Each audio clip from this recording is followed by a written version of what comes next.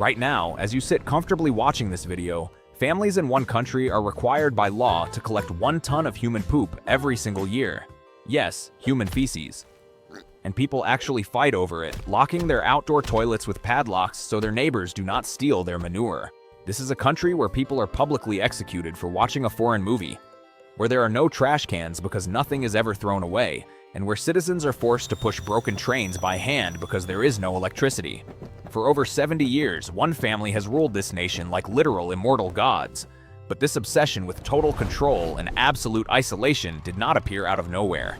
It began in an ancient land torn apart by rival kings. It was forged by brutal foreign invaders, and it was sealed by a line drawn on a map by 2 young military officers in 30 minutes. How did a small peninsula go from ancient kingdoms to the most extreme, secretive dictatorship on Earth? To understand the secret history of North Korea, we have to rewind the clock 2,000 years. We start in the year 57 BC. Before North Korea was North Korea, the Korean peninsula was not one unified nation. It was a chaotic battlefield divided between 3 separate kingdoms: Goguryeo, Baekje, and Silla. Imagine 3 brothers stuck in the same small bedroom for 700 years, constantly punching each other over who gets to own the bed. That was Korea. Whoever was in charge demanded absolute, unquestioning loyalty from their people. If you disobeyed the king, you did not just get fired. You and your entire family ended up dead. Eventually, in 668 AD, the Kingdom of Silla won the war and unified the peninsula. Great news, right? Not quite. Because Korea immediately realized it had a much bigger problem. A giant, ultra-powerful superpower sitting right next door: China. Korean kings quickly learned rule number 1 of survival on the Korean peninsula. When a massive empire lives next door, you bow low, you pay tribute, and you say yes, sir. Korean rulers became experts at making China happy on the outside while secretly keeping total control over their own people on the inside. Fast forward to 1392, when a new dynasty called Joseon took power. Joseon would rule Korea for over 500 years, and by the late 1800s, they adopted a radical new strategy to keep the country safe. They completely sealed the borders. No foreigners allowed in, no Koreans allowed out, and zero trade with the Western world. Foreign ships that washed up on the coast were chased away or burned. Korea became known across the globe by a famous nickname, the Hermit Kingdom. Their strategy was simple. If we stay completely quiet, shut our doors, and ignore the rest of the world, maybe everyone will just leave us alone. And if they do not leave us alone, we bow even lower. It actually worked for a while. But Korea's powerful neighbors could not leave it alone forever. Japan, China, and Russia all looked at the Korean peninsula like a prize sitting on a table. By 1910, 2,000 years of Korean history had taught its leaders 3 brutal lessons. First, absolute loyalty to the leader equals survival. Second, strict hierarchy and total control keep order. And third, if you do not control your people completely, a foreign empire will step in and do it for you. And in 1910, that exact nightmare came true. Korea vanished from the map completely. In 1910, Imperial Japan officially annexed Korea, wiping the country off the globe for 35 brutal years. The Japanese occupation was horrific. Japanese forces stripped Korea of its resources, forced hundreds of thousands of men into hard labor, and forced young Korean women into military brothels as comfort women. Even worse, Japan tried to erase Korean culture entirely. Koreans were forced to abandon their family names and take Japanese names. They were forbidden from speaking the Korean language in public. If a child spoke Korean at school, they were beaten.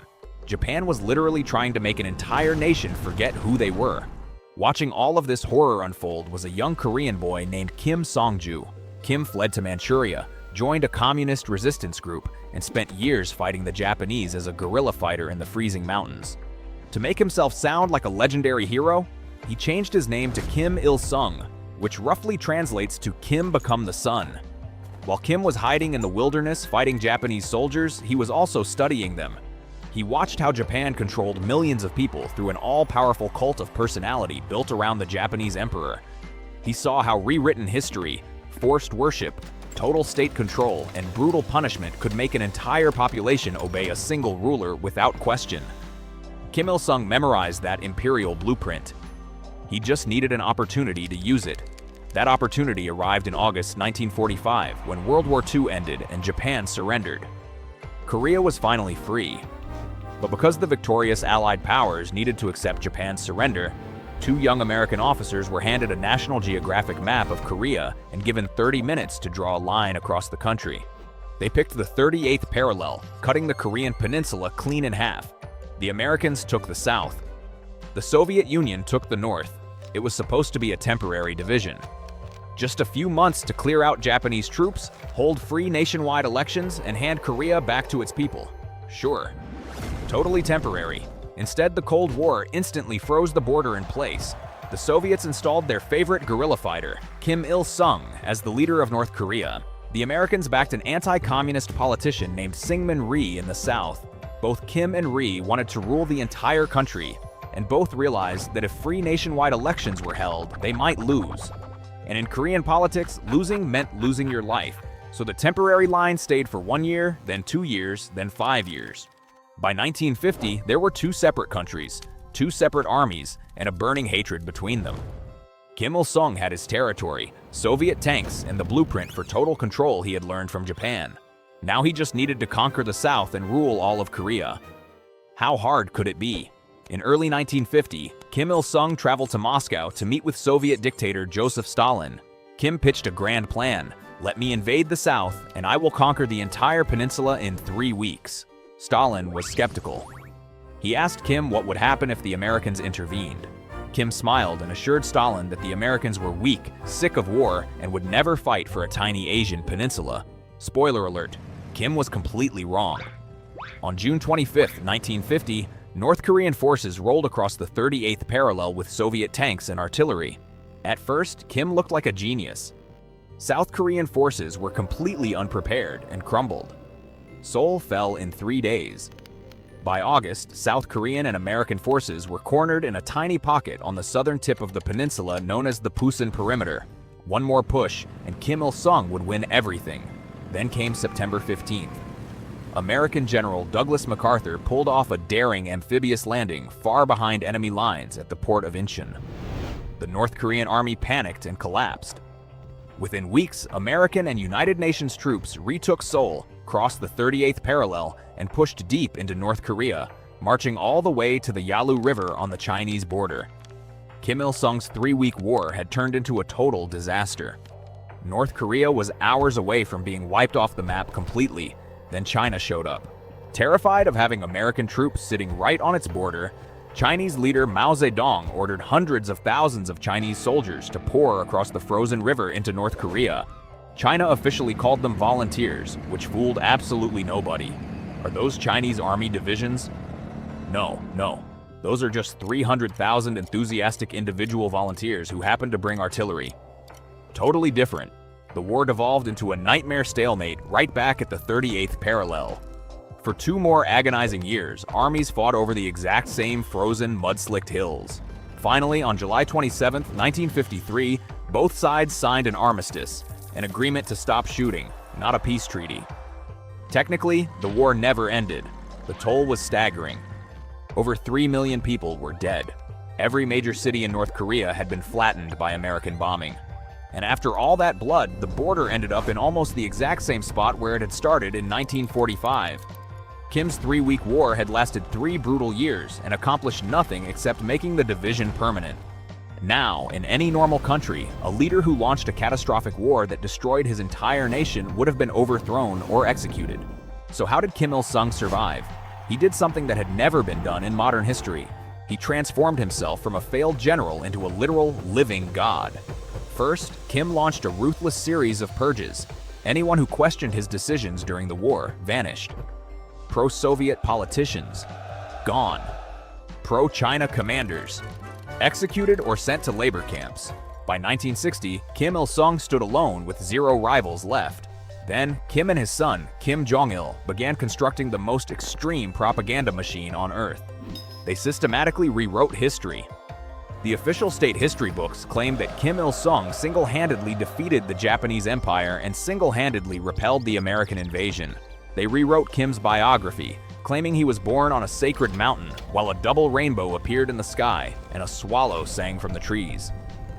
Total fabrication, but questioning it meant instant execution. They reset the entire national calendar. Year 1 was no longer based on the birth of Jesus Christ. Year 1 became 1912, the year Kim Il-sung was born. Giant gold statues of Kim appeared in every city. Every single home was legally required to hang official portraits of Kim Il-sung and his son on their living room wall. Special white glove inspection teams would drop by unannounced to check if there was any dust on the frames. If your house caught fire, law required you to run inside and save the portraits before saving your own furniture or your own pets. Then, the regime did something truly terrifying. They began altering the Korean language itself. Words associated with individuality were stripped away. The word for I was virtually removed from public speech. Citizens were trained to say, "We love the great leader," instead of "I love." Words like human rights, stress, and freedom were wiped out of dictionaries because those concepts officially did not exist in their socialist paradise. Surveillance became absolute. Radios and televisions were built with fixed dials that could only tune into state propaganda channels. Turning off the radio completely was illegal. You could only turn down the volume. To ensure nobody ever revolted, Kim created the Inminban, a neighborhood watch network where neighbors spied on neighbors, and kids were taught to report their own parents if they heard them whisper a complaint. And if you committed a political crime, the regime enforced the rule of 3 generations of punishment. If you spoke out against the Kim family, you, your children, and your grandchildren were all dragged off to remote labor camps to spend the rest of your lives digging coal. In 1974, Kim Il-sung officially named his son, Kim Jong-il, as his successor. This shocked communists worldwide because hereditary monarchy was the exact opposite of communist philosophy. But who was going to stop a god? For decades, North Korea survived by playing its 2 giant communist neighbors, the Soviet Union and China, against each other. Moscow and Beijing poured billions of dollars in free oil, food, and machinery into North Korea just to keep Kim happy and buffer their borders. Then, in 1991, the Soviet Union collapsed. Overnight, the free oil stopped flowing. The free food vanished. The factory machines rusted and stopped turning. And then, nature struck. In 1995 and 1996, massive biblical floods wiped out North Korea's farmland, followed by scorching droughts. The system completely shattered. Without Soviet fuel, North Korea could not produce fertilizer. Without fertilizer, crops failed completely. Without electricity, the country plunged into total darkness. What followed was one of the most horrifying humanitarian disasters of the 20th century, the North Korean famine, known officially in the country by the propaganda phrase, the Arduous March. The regime refused to ask the West for help until it was far too late. Instead, state television broadcasted programs showing citizens how to make nutritious soup out of grass, wild roots, and tree bark. Horrific survival stories began leaking across the border. Dead bodies piled up at train stations every morning. Families resorted to eating rats, insects, and leather shoes. Some reports even documented horrific cases of cannibalism in the countryside. Estimates show that between 2 million and 3.5 million people starved to death in just 4 years. Because of generations of chronic malnutrition, the average North Korean today is estimated to be 3 to 4 inches shorter than their South Korean relatives living just a few miles across the border. In the middle of this nightmare, in 1994, Kim Il-sung died of a heart attack at 82. When his son Kim Jong-il took over, he learned one crucial lesson from the famine. If you cannot feed your people, you had better make the outside world too terrified to ever invade you. Kim Jong-il poured the nation's remaining money into a single objective: nuclear weapons. While millions of his citizens were eating grass, North Korean scientists were working deep underground in secret mountain bunkers. In October 2006, North Korea detonated its very first nuclear bomb underground. The regime had achieved its ultimate insurance policy. No matter how broke, starving, or isolated North Korea became, nobody could force a regime change without risking a nuclear war. In December 2011, Kim Jong-il died. His 27-year-old son, Kim Jong-un, stepped out of the shadows to take total power. Foreign political experts boldly predicted that this young, Western-educated kid who loved American basketball would surely fail, or at least open up the country. They were dead wrong. Kim Jong-un proved to be even more ruthless than his father and grandfather. To secure his throne, he executed his own uncle, Jang Song-taek, by wiping out his entire faction and reportedly orchestrated the assassination of his own half-brother, Kim Jong-nam, using a deadly chemical nerve agent in the middle of a crowded airport in Malaysia. He accelerated the nuclear missile program, building intercontinental ballistic missiles capable of striking cities anywhere on Earth. And what is life actually like inside North Korea today? The country remains completely locked down. Because chemical fertilizer is still scarce, the government enforces mandatory human waste quotas.